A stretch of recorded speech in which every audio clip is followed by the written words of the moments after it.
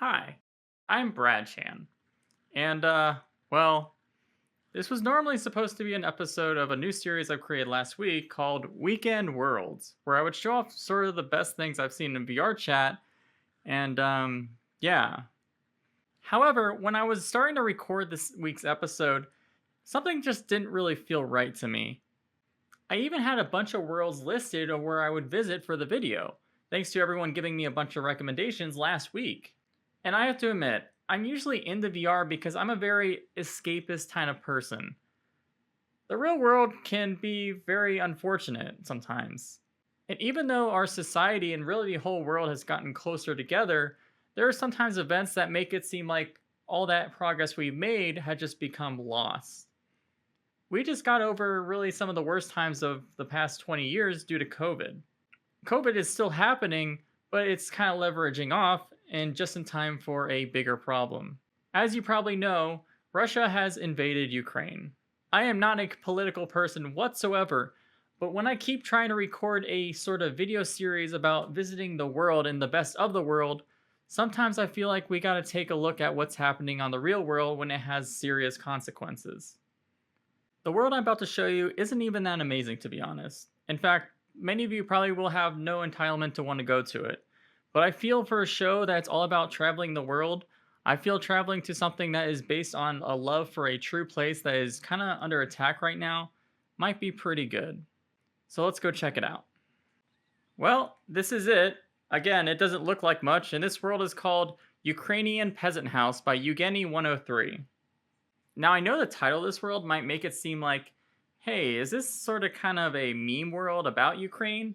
And no, it's not at all. In fact, the creator is Ukrainian, and in their bio, they only express love for their country, which is why they created this world. So let's take a look on the inside and see what matters about it.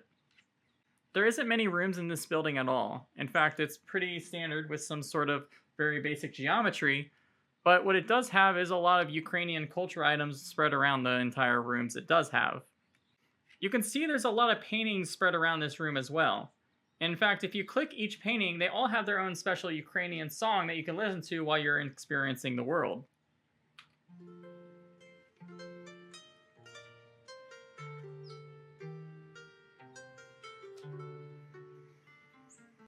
Basically, this world is supposed to be an 18th to 19th century house that would actually have existed in Ukraine in its sort of history. History is the word I really want to bring home here. This country has a rich history and a culture, as you can see, and this person loved it enough to actually spread it and show it off to people all around the world. VR chat worlds have that possibility. I imagine the creator of this world actually would be able to give tours of the space and explain every one of these paintings just like a sort of museum. In another room, they just have a very simple video playing of some sort of historical footage of one of the peasantries back in the day. Around this room, there's also paintings of the actual house that this sort of world was inspired on. I'm not sure if this building exists today in any sort of parts of Ukraine, but it will exist here forever as long as the servers exist.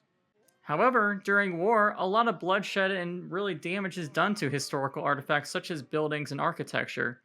If there was a building like this in the real world, it probably wouldn't last long due to the fact that the roof is actually made of straw.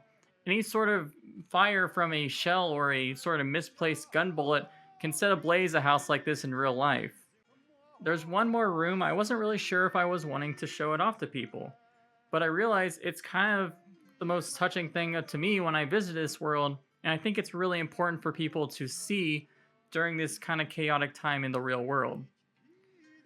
When you click this memory button, it'll take you to a secret room with all the memories that the world creator had with some of its friends, probably met in VR chat. But there's one in particular I really think is very touching.